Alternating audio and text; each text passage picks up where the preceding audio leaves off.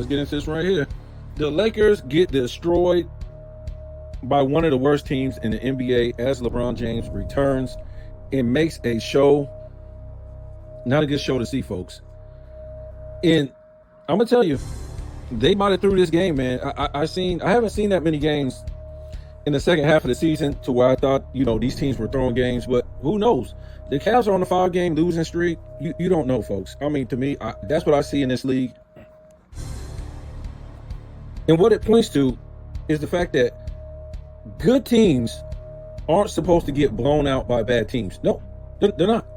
A good team is only supposed to lose to a bad team maybe by like 10 points, okay? 15 at the most, right? Because a lot of times these guys don't sit their starters. I mean, this is poor sportsmanship on the highest level. And the NBA is the first ones to show bad sportsmanship, right? The NBA is supposed to be the highest level of basketball, right? And here the NBA is showing the poor sportsmanship of all leagues, right? High school, college. It's just horrible when you think about it. You would not leave players in a 30-point blowout, 40-point blowout, no matter who's winning or who's losing. But yeah, and then you see good teams, they'll get blown out the floor by good teams. So to me, you don't know who's throwing the games. And to me, yes, gambling is legal now. It's apparent to me these teams are throwing these games. You never know who's got money on what and blah, blah. You never know. As far as these NBA players, it could be, I'm not even gonna go down that rabbit hole. I've already went down the rabbit hole, but I'm not gonna. You guys know how it is, man. Anybody that they know could have money on something. I don't trust none of these players. I don't trust the coaches. I don't trust the management. I don't even trust the league, folks, because the whole thing just looks suspicious. It doesn't look like an up and up professional league. But LeBron comes back and they get destroyed by the Bulls. And if I'm not mistaken, the Lakers lost at home. I mean, what is this, folks? What is this? To me, I'll tell you what it is. The Lakers don't care about the regular season. They're not going to win they're not going to be first in the West. I don't think they're even going to be second. So to me, I don't think they really care too much about the regular season. To me, when we look at it, they really have a team that can turn it on against any team. Let reality set in right there. When they get everybody back on the floor, Hachimura, Hayes, Luka, LeBron James, you got Reeves. And let's see if they play, that style of goon basketball that they were playing when they were winning those games. As soon as they trade Anthony Davis, remember I was saying, man, where's all this defense? All of a sudden, how are they playing like the 89-90 Pistons? But they weren't playing like this when AD was here, right? So, to me, we can just push the regular season. It really doesn't matter when we look at it. If you're not going to be the number 1 seed, it doesn't matter if you're 2, 3, 4, 5, and 6. Right there in that little area right there, it really don't matter. To me, I think the Lakers really have the advantage over a lot of these teams. I don't think they'll be OKC. We'll see, because I don't think all of them was in the lineup. Luka, LeBron, Reeves, Hayes, all these guys when they played Denver. I mean, I think Denver's in for it, right? I think the Lakers are deeper than Denver when they get all their guys on the court. Especially if they play goon basketball on the Nuggets. So we'll see. I definitely think they can beat the Clippers. I think they can beat the Grizzlies. I think they can beat Houston. To me, I think that the Western Conference Finals, we'll see. It's going to be the Lakers and it's going to be OKC. That's who it's going to be. And determining on how the refs let them play, if the refs let them play, I think the Lakers can win this. I really think they do. I think the Lakers can win this, depending on how the refs let them play. And it depends on how LeBron James lets his team play. If he lets Reeves and he let Luka do their thing, I think they have a chance to beat OKC. And if not, I think this game can go to, the series can go to 7. We all know the Lakers, if they steal one of the first 2 games, it can get ugly. They can get that home court advantage. But to me, yeah, this little loss right here, yeah, it's big. Everybody's saying, LeBron came in, messed it. It looked like they threw that game, man. It looked like they threw that game to me. I'm just not buying it, man. I'm just not buying it. Yes, LeBron does mess up chemistry big time. There's no doubt about that. But we'll see what happens. They really don't have a real big challenge the rest of the season, and like I said, it really doesn't matter as long as they're in 1 through 6. It really don't matter where they are, because none of these teams are no better than them. Denver's not no better than them. I don't think the Grizzlies are not no better. Houston Rockets, what have they proved? Clippers, what have they proved? The only team that has proved something really is Denver. OKC, if let's be real, they haven't proved nothing. OKC hasn't proved nothing. We saw what happened last year in the West playoffs. Good teams were getting beat by, I ain't gonna say bad teams, but lower seeds were beating higher seeds and things like that. So this is what we do all year. We think we know who the good teams are. Same thing in the East. Even though Boston had a cakewalk to the finals, that was a shame right there. That better never happen again. Because especially, let's see how Boston does. Because I said at the beginning of the season, or after they won the title, okay, give them that, whatever. But let's see what you do next season in the playoffs. If you end up not making it to the finals, no. I don't care about no Eastern Conference Finals. These dudes better make it to the finals.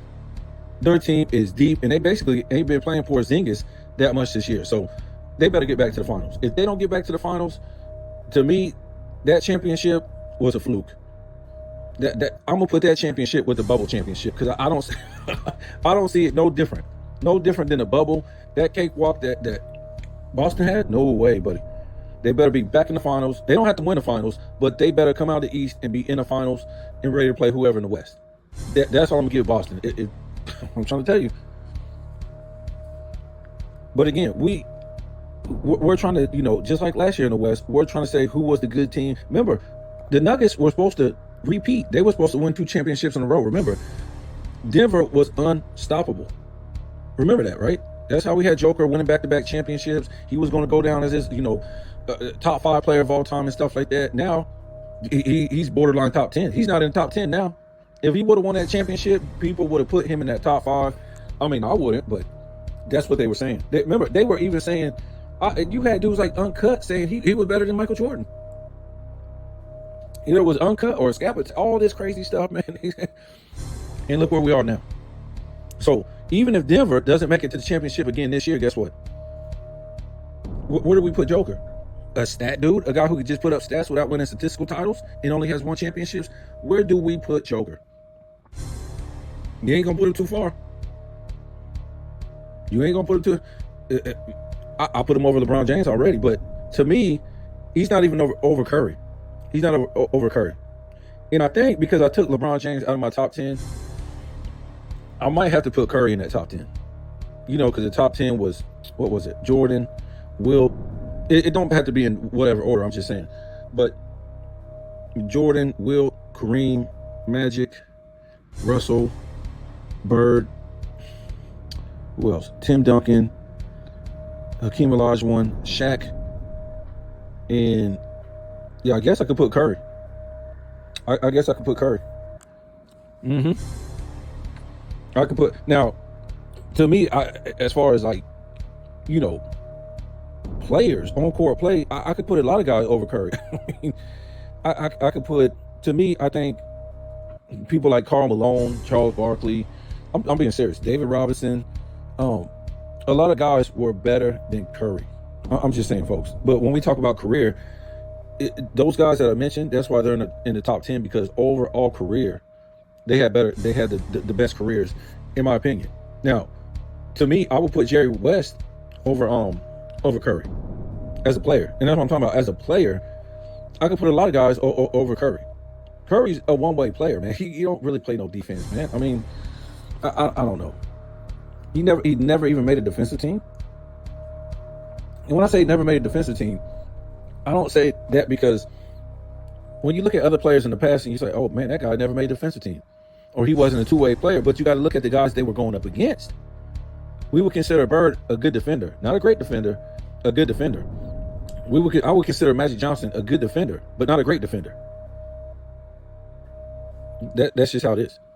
I won't consider Curry a good defender. He's not a good defender. When we look at the guys he had a chance to go up against in his career to at least make a second team, most of those guys aren't good to great defenders, at least on the second team. I wouldn't consider him a great defender. So he could at least made a second team. He never made a second team. So Stephen A. Smith, what happened? Oh, he's backpedaling now. Bronny scored 17 meaningless points in a blowout. Minus 36, and now Stephen A. Smith is saying he might be wrong about what he said. I mean, this guy has no nuts at all. Nothing hanging down there. It's nothing, folks. Is this a real man?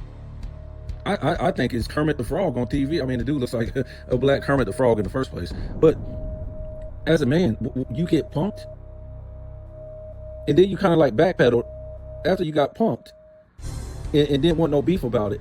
It was pretty much the dude came at you like a father, and then now a couple days later, a week done passed, you're talking all that jive, trying to stand up for yourself and how you was right and the whole thing, and you feel like ain't nobody gonna punk you. That was the message you was putting out, and you did nothing wrong, and now because he scored 17 points, that you was wrong. 17 points in a meaningless game. What are we talking about? Where you was getting blowed out? What's this guy talking about? And this is what's so sad, because you got people with YouTube channels that give you better dialogue, who are better analysts of the game, and do more for basketball than Stephen A. Smith. Because these guys don't teach no NBA history. They don't teach nothing about basketball. They teach about what's in the present, and then they lie about what's in the present to sell a game that ESPN done purchased from the NBA that's going down the drain. So by them not holding the standard with these guys today, they're trying to make people dumb by telling you lies about this game today. And you got this Stephen A. Smith who done lost credibility a long time ago. These guys had zero credibility. Nothing, zero. They don't know nothing. They say they know something about basketball, and I'm not gonna say they don't. But Stephen A. Smith, I'll put out videos before. This guy, he used to talk about he knew about basketball, but as LeBron James kept failing and melting down, he had to change his tune, because it was either keep lying for this guy or the NBA will be a bust. And at this point, they don't care. The NBA doesn't care. ESPN doesn't care about the lies. And hopefully one day they get people back on ESPN. See, when we was growing up, the NBA didn't need to be defended. It wasn't no debate groups and all this stuff, and all this. To me, it's stupid. It's a league that needs to be defended because it's going down the drain. It was going down the drain, and they saw it. That's why they started these debate groups. It was the viewership was going down the drain. That's why they started these debate groups. And at first, it wasn't that bad. But what I'm trying to say is, we didn't need that back in the day. The NBA sold itself for on-court greatness. It wasn't nothing to debate. You didn't have to bring us a soap opera, because it brought its own soap opera, which was based on greatness. See, a lot of LeBron fans and the fans today think, oh, Michael Jordan, he took a break, man. He took a break, and he retired in 93, so he could take a break because he was tired. I just wonder why in 95 when he came back, he was looking tired. He ain't had no legs. He shot like 41% from the field. He wasn't crisp. His fundamentals wasn't sound. But they think that, you saw that in the playoffs and much of that rest of the regular season, but they thought that was a break. But when you go back and you really look at things back then and saw how strong the teams were back then, and that it was impossible for you to basically take 2 years off and then come back and play basketball with, I don't know, the greatest basketball athletes in the world and be on their level. People thought that was insane. They thought that Michael Jordan would never win a championship again. Basically, unless Scottie Pippen was able to carry him. Because you can't take that amount of time off. It don't work like that, folks. You can come back to the league, but you're not going to be what you used to. Not even close. And even though in 95, 96, he wasn't the same Air Jordan, people didn't think he was good. They were going to win a championship unless maybe Scottie Pippen was able to carry him. When you take a guy like LeBron James, he knows not to take a year off, let alone 2 years off, or it'll be over. Your body don't work like that, folks. Not in sports. You can't come back. I want to say somebody came back one time in baseball. I forget who that was. It was years off this guy came back, and he wasn't the same. And I remember that happened to a linebacker in football, and I want to say a quarterback in football, and these guys were no longer high pro level guys no more. They could play in the league, but they weren't at that level no more. They just weren't. Um, so that's what made the whole thing incredible that Michael Jordan won a three-peat, because it's impossible for you to come back and did what he did. And we're still waiting for somebody to do it. Please take a year and a half off, basically a year and 3/4 off, and then come back. I mean, it's impossible. This stuff is impossible. They know it ain't possible to do. That's why they don't do it. But they will tell you, the LeBron fans, that it was a break. He went to go relax. That sounds like the most ludicrous thing. And people like that, Shannon Sharp says stuff like that, Nick Wright. This is how these are not basketball analysts. They don't teach you any history about the game or nothing like that. Nothing. Because if they did, they won't have a job. Because if they did, they would be telling the truth about this era. And they can't tell the truth about this era or LeBron James because they won't have a job, folks. The NBA will be over. It's their job to hype this NBA up and sell this NBA with all these talk shows, because the NBA is it would be nothing without. And it's really not them. It's really not them. I did a video the other day when LeBron James, he was talking about Anthony Edwards, and the whole article was supposed to be about Anthony Edwards not wanting to be the face of the league. And then LeBron James, in an interview, because he had to be in there, and they started, talking about his, this year and what they've been doing to the Lakers. I'm like, what the hell does this have to do with the Lakers? I thought it was about Anthony Edwards. But in an interview, he starts talking about, oh yeah, something like this, super weird, this weird this weird that. And I'm like, weird? What? How did he start saying this? And then I remember Sports and Fitness Friends, he always says this stuff. Weirdos, LeBron James fans say weird things, and that's what Sports and Fitness Friends always says. He always talks about weirdos and weird this, weird that. And I'm like, okay, I see where LeBron James is getting this stuff from. He's getting it from Sports and Fitness Friends. Don't think these guys don't listen to some of our channels. Yeah, they listen, because I've never even heard LeBron James talk like that. And he kept using this word weird, coupled with, super weird and stuff. I forget what he said, but he was saying the word weird, but he was coupling it with another word. I'm like, man, he done stole that from Sports and Fitness Friends, because I know on YouTube, Sports and Fitness Friends, he's the only one that uses weirdos, weird, and all that stuff. And I'm like, these dudes, they be listening to our channels, man. But what I'm trying to say is, if it wasn't for, they can go ahead and thank YouTube sports channels, because if it wasn't for us, there would be no NBA, folks. If everybody stopped talking about the NBA, all these channels, NBA would be over. So now it's the NBA's, what they want to do is, they want to defy what all these channels are talking about. So if we say they're doing things wrong, they should be doing things the right way, what do? They go against the grain. They go against the grain about what is right, what should be right, and what will make things better. They go against the grain to make things worse. Why? So we can talk about it on our channels, right? So we can talk about it on our channels, and that way, guess what? They get pub.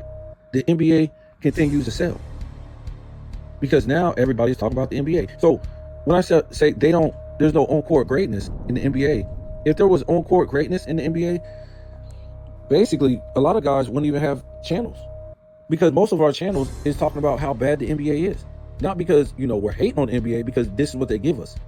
So basically they're selling us a soap opera, not based on greatness, but based on the opposite of the way the NBA used to be for years. I would say up until about 2011 or something like that. The NBA used to be sold on greatness. That's it. So now they don't want to. They don't have those players like that, folks. They don't have the players to sell it based on greatness. They just don't. So they went against the grain, right? To piss people off. So bam, they had the debate group shows. Skip used to go off on there demonizing LeBron James, and for good reasons, and different things like that. He left his team, built those super teams, blah, blah, blah. And then now you're in the 2020s, you see what these guys do. They load managing. They do all kind of stuff, man. And why do they do it? They know they're not supposed to be doing the things that they do. They cut out defense, they flop, cry, whatever like this. They're not selling the NBA based on court greatness. It's based off of a soap opera that's not great. It's a bad soap opera. It's stuff that shouldn't be happening in professional sports. But now they know they got the YouTubers that can give their NBA pub. That's it, folks. So again, if everybody stopped talking about the NBA tomorrow and say, oh, we're going to get rid of our YouTube channels, ESPN couldn't sell this trash because they have no viewership to sell it. The NBA couldn't sell it because they have no on-court greatness. Their on-court greatness is what? The media. The media tells you how great these guys. You don't see it. You don't see no rivalries. You don't see no physical play. You don't see what guys want to play 82 games. You don't see dudes coming in their career. Yeah, I'm gonna outdo Will. I'm gonna outdo Dr. J. I'm gonna outdo Bill Russell and stuff like that. And show it on the court. That's what these guys did back in the 2000s, the 90s, the 80s, and 70s. They wanted to outdo the past eras. So it wasn't the media that was telling you how great they was. It was an on-court play. That's what it was. So today, I would say maybe since 2015 especially, is basically the media telling you how great these guys are. That's it. Tell you about their legacy and all this stuff so they can have a job. That's their job now, to sell you the greatness of the NBA, because it's not on the court. It hasn't been on the court since LeBron James. I'll give it to when Tim Duncan was still there in the 210s, and Dirk Nowitzki, and some of those boys back then, Kobe and stuff like that, up until about 2015. After that, nothing, folks. Ain't been no on-court greatness. Ain't no rivalries. Dudes want to really compete. It turned into a completely no-touch era. The refs, they let carrying and traveling and all this different stuff. The coaches don't hold their players to a standard. Can't scold them. Nothing. Can't. These players run any offense they want to run. They're basically playing, pickup basketball. All this trash.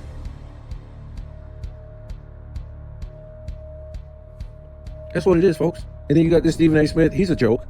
He's one of the biggest jokes. Skip is a joke. Skip ain't gonna.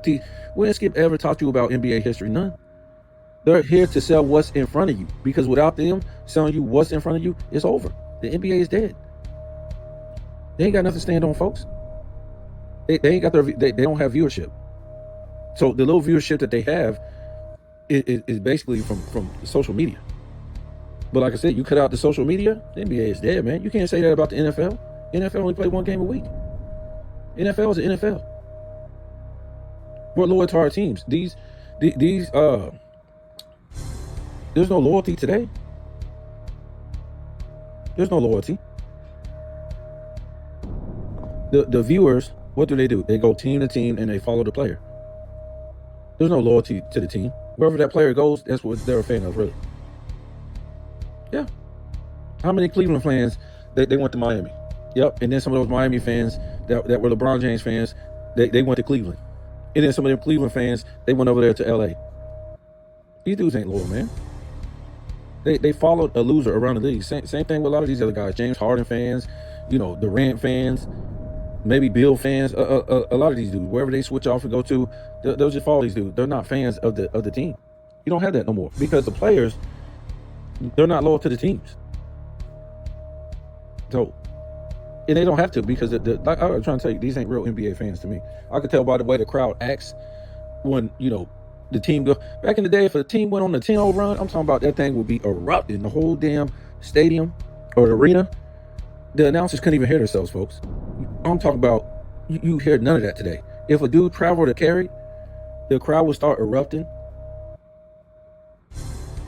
and that dude would be like in the spotlight for traveling and carrying. It was nuts. You blew an assignment, the crowd was cussing you out. You missed a free throw, the crowd was cussing you out. I don't care if it was the home team, they was cussing out the players of the home team. Why the hell did you shoot that? You can't shoot. What the hell is wrong with you? They'll be saying all kind of stuff, man. They'll be heckling you from the bench.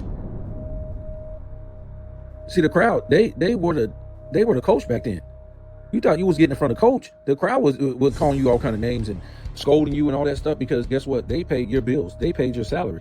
See what they do on ESPN and Fox and all these fools, they'll tell you that the league, that the owners, that the organization pays the players. Again, like I was saying, let them in for $1. Let all the people in for $1, whatever, $10, $5. I mean, let's just keep it low, $5. Let all the people in for $5. Since the organization is paying for the players, that's what they'll tell you, folks. Because you know why they tell you that? Because they don't want you to feel like these players are stealing from you when they don't show up and play, when they low manage, when they don't, they don't play hard, when they're out there basically playing a pickup game with no fundamentals, no X's and O's, no positional basketball. So ESPN and Nick Wright and Chris Broussard and Stephen A. Smith, they'll have you think that the organization is making all this money and these players deserve all this. But they won't tell you that it's really the fans who are paying all this, not the organization. This is ESPN's and all these dummies' job to make you feel like these guys deserve this kind of money for only playing basketball on one level, just shooting a three. That's it. Not playing defense, not playing mid-range, not playing in the paint game, not playing fundamental basketball. Nothing, folks. Not showing up. But they'll tell you that these guys deserve this because of the owners. But for some reason, we can't go to our job and say, man, the owner of my company, look how much money he's making. I deserve this, man. Because we all know, a lot of us can't do other people's positions or don't want to do them or not qualify for them. So just because they're NBA players, they'll have you think that, you can't do their job. You couldn't be no basketball player like them. Blah, blah, blah, and da, da, da. Well, some of the jobs that we do, they couldn't do. And vice versa. And some of the jobs we work for, guess what? They make millions a year, tens of millions a year, hundreds of millions a year. So where's our contracts? Where's our money? So this is, see, the media didn't have to sell us this stuff back in the day. Because these guys came to work, they played, they was trying to be, better than other guys from other eras and stuff like that. We wasn't sold that. We were sold that, we weren't sold nothing really. We just knew this was the highest level of basketball. That's it, folks. The highest level. Had to be sold nothing. We just looked on the court and like, oh, this is the highest level. We looked over at the coach. The coach was scolding dudes that made millions of dollars. He came to the court, to the sideline, and he didn't do something right, didn't pass the ball over here, blew a defensive assignment. He was getting scolded by the coach. The referee was like, Tech, don't come at me like that. You ain't gonna question me. You ain't gonna talk to me like that. If you say something, you better be saying it while you run down the court. And you better not say the wrong thing. It wasn't no instant replay. You mean instant what? On a referee? No, son. That's what he got paid for. You didn't come to practice. Well, John Finley will not be starting this game. You'll get a sideline report, such and such didn't come to practice on time or didn't come to, whatever it was. He ain't starting that game. Stuff was different back then, man. You couldn't just go up and down the court, going at a referee like that. Ask Dennis Rodman, ask Rasheed Wallace. Rasheed Wallace just like whispered and was getting text. What are we talking? So we didn't need to be told none of this stuff from all these debate groups and all this nonsense because it was on the court. I saw Magic Johnson one day. I don't know if he got hurt. He was already hurt, but they let him play in the first quarter and that's it. And then he kept begging, he was riding a bike or whatever like that, begging him to get back in, and all this stuff. And it just wasn't Magic Johnson, man. These guys wanted to show off for the fans. They got a kick out of that. They got a kick out of playing for the fans. These NBA players, they don't like the fans. They're just there to collect a paycheck. And you can't, in a way, when you look at it, these guys, they know they'll never, I keep talking about that top 10. None of these guys will never be in that top 10 ever. It's over for them. None of them. In my eyes, I threw Curry in there because LeBron James, he's not in that top 10. He's not even in my top 25, but most of these guys will never be in that top 10. And this is the kind of effort they give on the court. Kevin Durant, he don't care no more. He ain't never gonna make that top 10. What about James Harden? Never make that top 10. Kawhi, he gonna sit down, collect the paycheck. He'll never be in. These guys will never be in that top 10. So they don't care. Just like I was saying, the Lakers. Guess what? They don't care about where their standings. If they're gonna be 2, 3, 4, 5, 6, they don't care. So they're gonna goof up the rest of the season, and that's it.